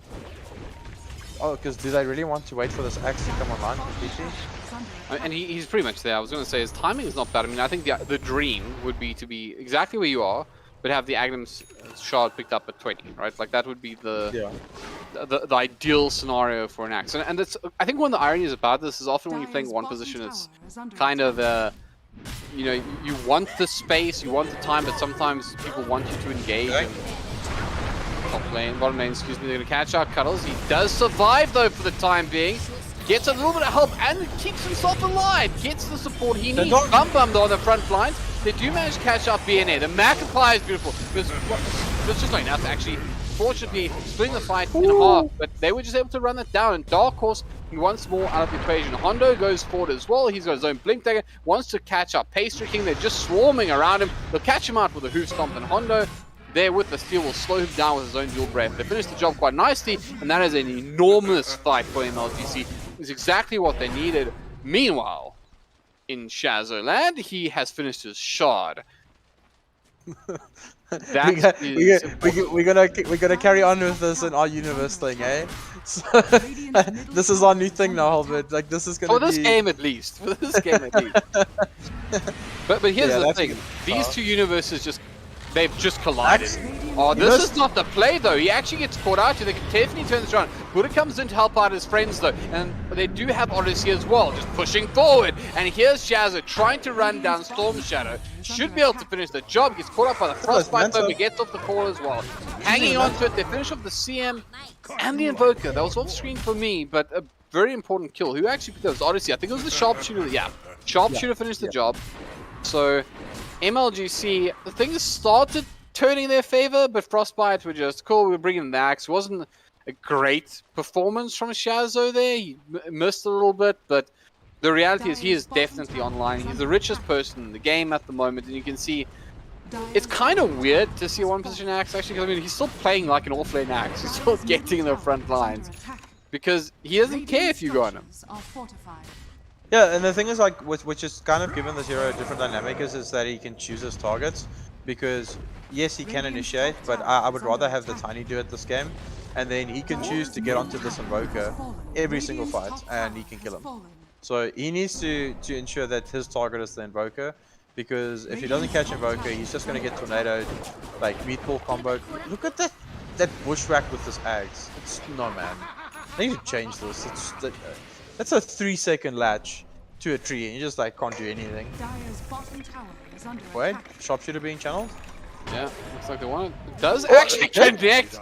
That's not reasonable, but it does connect, and it does mean that Invoker doesn't really want to fight. In goes Shazza. Look at the disable. The meatball's good too, but the damage is there. Can they follow up on it though? Bum Low still alive though, and on the back lines, Buddha as well as Odyssey trying to pick away.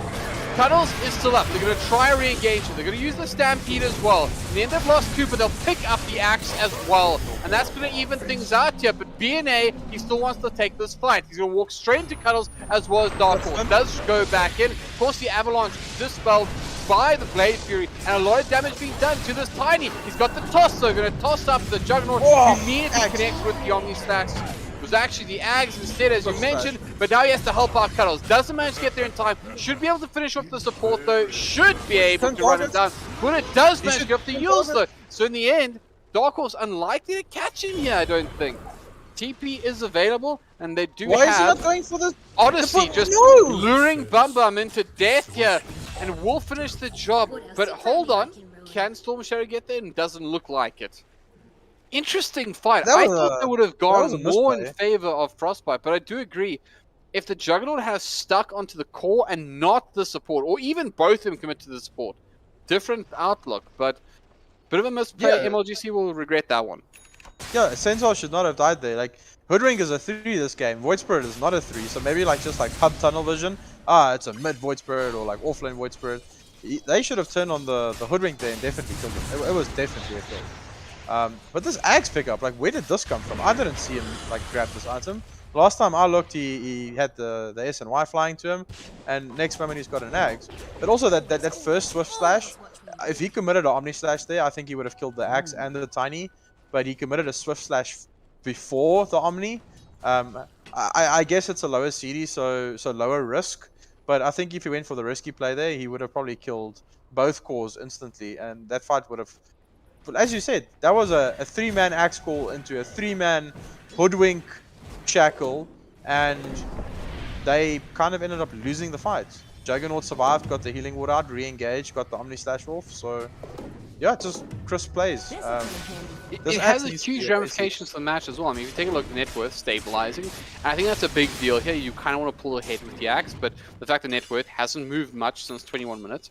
The experience of leveling out, almost dead even at this point.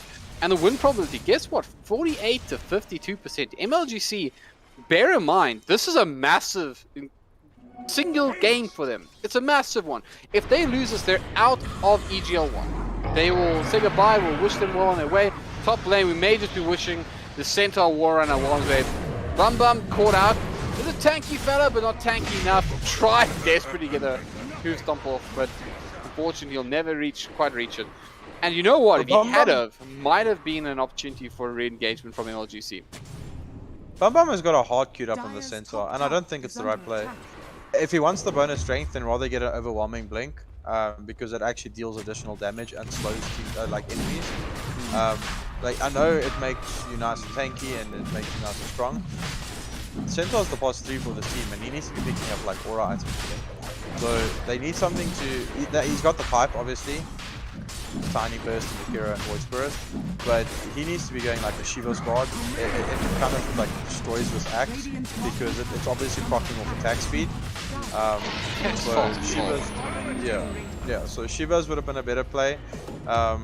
It's additional armor as well to counteract the AC that's going to come out from the axe soon. So I don't like that he's got hard queued up here, because no one else is really building anything like to buff them up.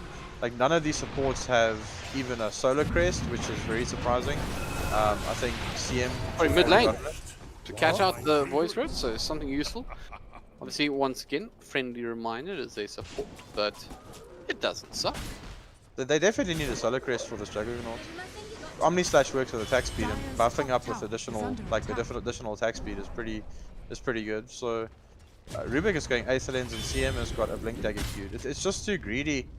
They need to prioritize keeping this Invoker and Juggernaut alive. The Glimmer Cape is nice from the CM, but a Solar Crest would have been really good. And also, even using it like aggressively, throwing it onto Axe just to like break some of his armor as well, movement speed. So just need to reevaluate the items. I think if they do that this game, this 3k net worth difference and this Axe is not going to be that scary.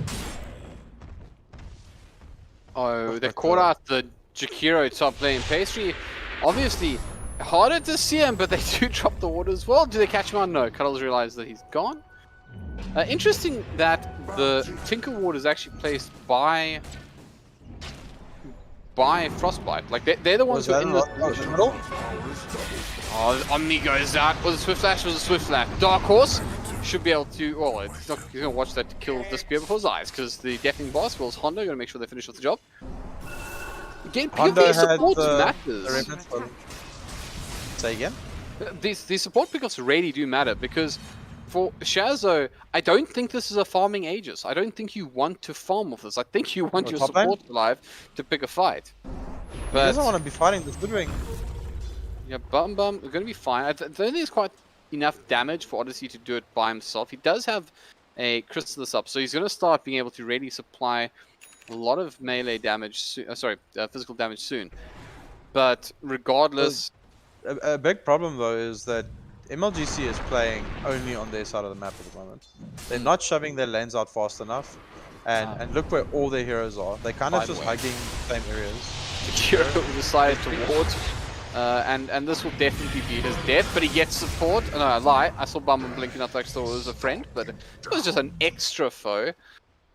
But as you mentioned, right now they're making, I think, the same mistake they made last time. You need to keep... In fact, what I want to see from Storm Shadow is exactly what I think he's tempted to. Yes, that's the play. But keep that bottom lane shoved out. If you die, not the end of the world. You get posted your Blink Dagger one way or another.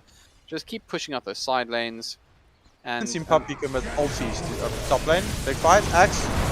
Yeah, they can catch out Dark Horse. He's able to get out for the time being, but he is so valuable. The Stampede comes up. Bumba might be still caught in the fire, though, as they do manage to go for a beautiful Deafening Blast. It's good by the time. Bumba looking for the target. In comes the Omni Slash. It was the Swift Blade. This time around, they do manage to finish off the Axe. The Omni Slash was committed, though, and the Aegis has popped. So now the fight will recommence. And Shazo, he's being controlled. Can they finish the job? Shazo very low. He's going to be brought down here for sure. And they finish off exactly who the player that they needed to. Twice in a row. Mutta trying to get back up. Hondo, he's going to keep on top of him. Has a telekinesis. He's going to pull him back. They'll finish him with to the Juggernaut. On the back line, though, he's still in this fight. He's still picking a fight. And in comes the Juggernaut support. Means that they're going to get Bum alive. They're going to leave him as Dark Horse immediately plays Furies away from Pastry King's Ice Shard, and in comes the support from the Rubik again. MLGC wants game 3, and I tell you what, they might just get it. Bottom! Good. Look at Storm Shadow still pushing bottom. He wasn't even there. Like, let Storm Shadow be rewarded. You know why he was rewarded there, not a hero? You know why? Because he shoved out a lane. No, because he took 4 levels in aura. No. Have we had a roll winning yet. Radiant's middle Albert? tower is Oh, we have in fact had a roll. In fact, allow me to do the online congratulations. Abigail van Zutphen.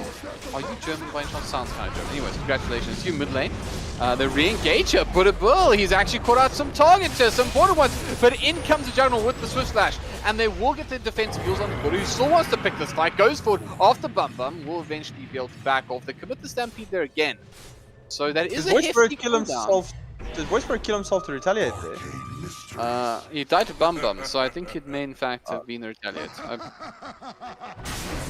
I mean, he wasn't trying to fight, put it that way. So either it was like a defensive hoof stomp that did the damage, or it was retaliate. Retaliate. Okay. But they shouldn't let up on the pressure now. Like they've won 2 fights in a row. Juggernaut's got Omni Slash in 20 seconds. So Centaur needs to heal though. It's hard pickup, man. It's hurting the souls. So then Hondo in trouble here. He's going to get tossed all the way back. Twizzer, and of course, obviously, he's there. In comes Storm Shadow aggressively, but he realizes his mistake. Immediately backs off. BNA will be rewarded with a haste rune for his bottle and to make him even more of a threat. But right now, I actually want to take a quick peek at the win chance. That's the one that I find really interesting. At the moment, it's 66% in favor of MLGC. Now, I wouldn't put too much stock in it if I'm totally honest, because hold on. In comes as manages to catch out 2 here. Both Bum Bum and his support CM will be brought down. Most likely Bum Bum's still alive for the time being, but Storm Shadow's in the back line. It wasn't the CM that fell. Elias a Rubik. He gets out some damage, but unfortunately for him, he is caught out. He is controlled, and they're going to find 4 for pretty much nothing, and that is a cost that goes to you heard it. Looked so good for MLGC, and all of a sudden they are looming down the And he barrel. bought out for the hearts. He didn't keep buyback. He bought a really crappy item, Helbird, and didn't keep buyback. Well, That's my opinion right now. here's the thing. They're going to lose their racks as well. I was going to say just before this fight broke out is that win probability is not reasonable, because I think Drugs in those trouble? are catching up with a 1-position axe. Dark Horse. He is zipping. Oh, he is. He doesn't have yeah, a TP. he- Does he have a TP? He does have a TP. He had He's a held on TP. for too long. He's gonna have to give it the Army Slash if he wants to do some damage at the very least. But He used he- Swift Slash. Why? Why did he use Swift Slash? He was 100% dead. Omni would have been off CD when he came back. He could have probably killed the Tiny. and in fact, he probably Oh, gets on the no. as well there, so he probably gets a lot of damage off it. Yeah, you can Q Swift Slash right before your Omni Slash ends. So he could have like definitely killed them. He could have at least gotten a counter kill there. That's just a misplay, because like he's dead for 75 seconds. Omni Slash cooldown is 140. Like there's 40-50 seconds downtime when he comes back. I think he would have gotten a kill there. Does he have buyback? No. Look at the damage. The graphs have been so interesting, but once again, I want to turn your attention to the XP graph for a moment. They had a 10,000 XP advantage that they earned and lost just as quickly. It's back down to dead even, but that is heartbreaking for MLGC. No, they're making this- like such good plays, and then you see them counteract those good plays with just like little brain like lapses and item choices, man. This heart on Centaur is, I don't know.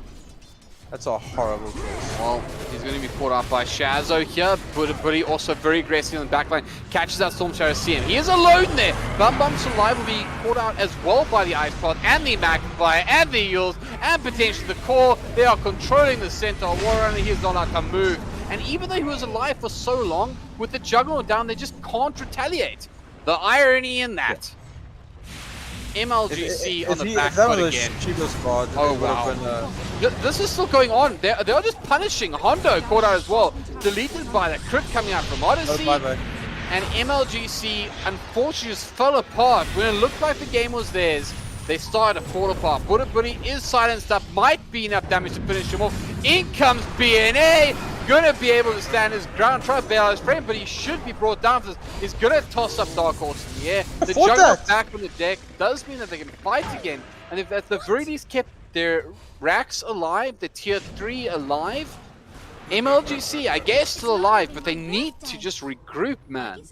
They're panicking too much. They need to like have a calm head in the team here, because Juggernaut could have definitely just gotten Glimmered there and Omni Slash the Tiny. It's a guaranteed kill. So I don't know. Does Tiny have something that I'm not seeing? Does it Shadow? No. Do they have any glimmers? There's a glimmer on Jakiro, I guess. But they have a sentry down there, Helbird. Like he could have killed Tiny with the Omni Slash there. they panicking a little bit. Like his HP dropped to half, and his first instinct was to run away. Someone needs to just keep them composed and say, guys, like we know these heroes, just relax and let's play Dota, because the mistakes that are coming out is very bad, especially like item choices and then just when to commit to these fights. It's unforced errors, right? That's the real thing. Yeah. It's mistakes that they're not making because they're under any kind of real pressure. It's like mental pressure. They're missing out on BNA. He's very aggressive, but he's got the support there. Shazo and Ko are there, and they're backing off. Cuddles will go the right way so survives. The Ice Path's going to cut the fight in half. But as you mentioned, oh no, this is a huge pickle here. And does he have buyback? I don't think he does. No, he bought back the previous fight. He's down for 4 minutes. I think this is MLGC falling out of EGL 1. They're going to have to do something pretty exceptional here to keep themselves alive. The Ice Path goes in. That ain't it, Bub. He's caught out, and he is likely to be the lead. The CM bravely goes in. This is a huge LT. A little bit of heroism. That might be what they needed, and they stay alive a little while longer. Dark Horse still in the front line. Zoe has to make more time. They lose 3, and in comes Shazo. He catches 2. BNA there to clean up as well. And MLGC say goodnight. Odyssey picks up Godlike, and they will almost certainly from this position pull themselves a little bit further ahead in the lower bracket.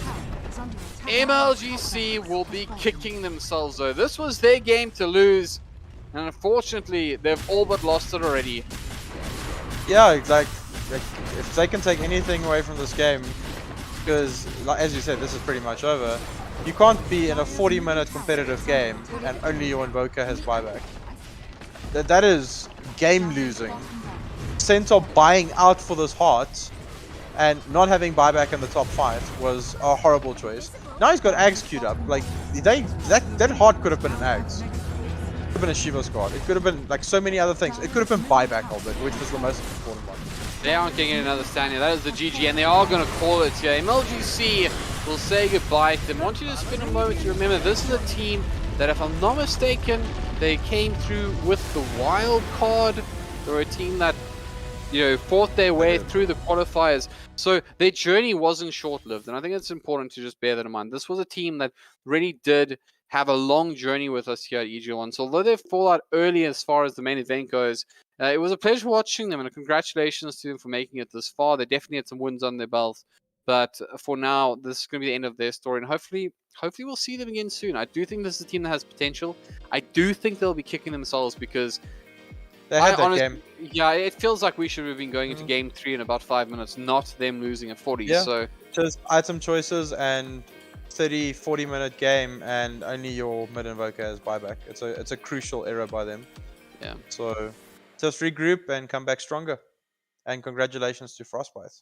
Of course, Frostbyte, the team of the moment, and that does mean that they will progress a little bit further on in this tournament. So this is a low bracket, and it's going to be a very interesting low bracket. You and I were actually talking about, so let's take just a moment to talk about exactly what's going on in the lower bracket here. There are some scary teams that have already dropped down out here. I think in particular, probably White Rabbit Gaming, but there's also a certain Pigo that's also joined the low bracket that no one really wants to play against down here. Team Pingo. It was Punks. I guess Ping is also down here. Actually, Pingo is also down there. Punks, Pingu, WRG is down there. And there's another big series going on at the moment is Hayes Gaming and BSL. And Hayes is actually 1-0 up in that. It's the second game at the moment.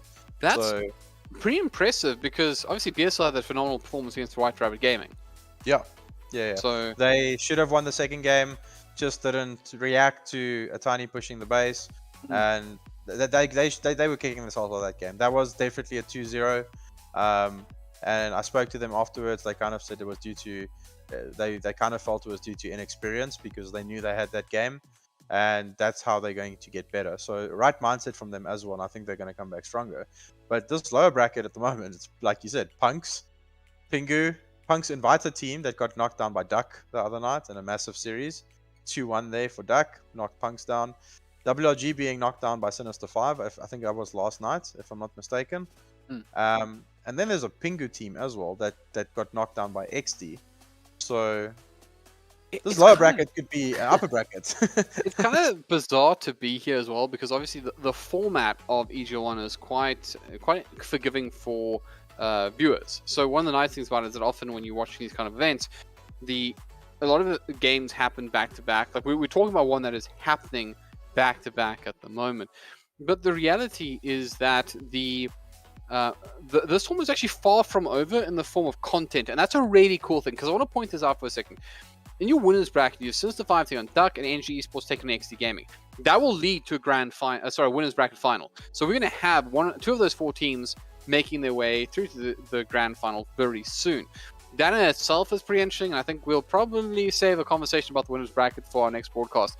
But something just to bear in mind that we're already at that kind of point. But as far as when this event's going to conclude, it's only concluding on the 18th of July as scheduled. So we're not even within a month of striking distance. That's because there's going to be so much content. We're going to be covering pretty much every single one of the matches going forward. So you guys are going to be able to follow along, to get to really appreciate the teams that are playing, to almost create your own understanding of who they are as players and as a team and the complexities that have gone into reaching this point. We'll craft a really nice narrative. And I do have to say that's a massive tip of the hat to EGL. We don't often get that opportunity. Obviously, this stuff is very frequently stacked on top of each other, and you don't get to enjoy the journey in its fullness.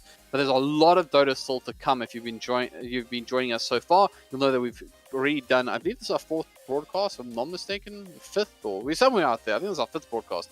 So we've obviously already brought a lot to you, and we're not even halfway done. So it's going to be fantastic to see all these other matches going through. But once again, focusing on that bottom bracket, BSL and Hayes, that's an interesting one. I think the big thing for them, though, is the winner of that's going to go up against Team Pingu. And Pingu were the 4th seed going into this. They were an invited side, correct? Yeah, they finished 2nd in the qualifiers. And of course, 6th basically. So Punks was invited. Apologies. Punks was invited.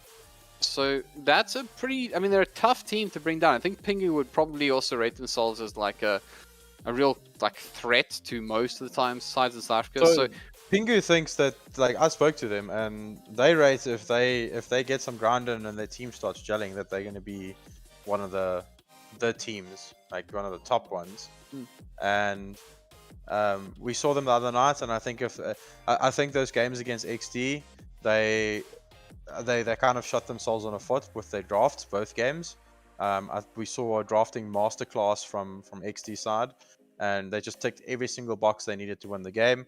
And Pingu had to kind of like always outplay their opponents instead of making the game easier for themselves. So I think if they iron out a few kinks, they're going to be a really good side. But yeah, XD looked dominant in that series as well. So it's just shaping up for such a massive tournament. Like, you've got teams that are making a claim to be a giant in the SA scene, and deservedly so with recent performances. Of course, I think Pingu is an exciting team to watch. I definitely agree with that one. We also want to add, moving along, we do have the next result case, which means our low bracket matchup, low bracket 6, if you will, is IDGAF versus MLGC Dunamis. Now, IDGAF, to me, they've been a fairly impressive team. I mean, they were knocked down by energy. Frostbyte. What did I? Oh, sorry. So I don't know why I keep mixing them up. I apologize. That's not great. But yeah, Frostbyte obviously playing up against IDGAF. IDGAF to me are they're quite an impressive team at the moment. They're being knocked down by Energy, who are, I would say at the moment, based on recent results, are you would be totally forgiven for saying they're the best team in South Africa. They've been in Sinister 5 in back-to-back finals in other tournaments. So and both 3-2, may I add. So definitely a game on there as well. But the point is, they're the top team in South Africa. They've won those bragging rights at the moment for sure. So IGF going to be a massive challenge, I think, for Frostbyte. But at the same time, it doesn't feel like Frostbyte's out. I mean, they definitely are looking like a capable side. I like mostly what they're doing with the draft and how they're setting up their lineups, etc. I just don't like the way, like the dual core, but you know, forgivable sins. But that'll be a very interesting matchup to watch. Of course, it also leaves us with Punks versus MWG Zulls. So for this one, for me, I definitely think Punks are a firm favorite. This was an invited side. They definitely were looking for some redemption. And MWG Zulls, I think are going to have a tough time taking them out, but no team is here on luck. I mean, the fact that they've been, the MWG Zels obviously saw they qualified through the event. I believe they're also wild card, if I'm not mistaken.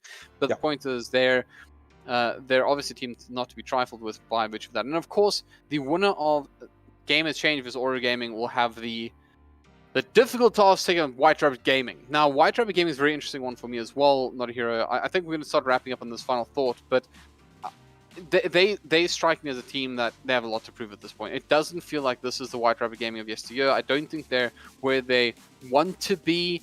We saw BSL really push them recently, and I So think if you take that team a year ago and I showed it to you on paper, you would have told me top 3.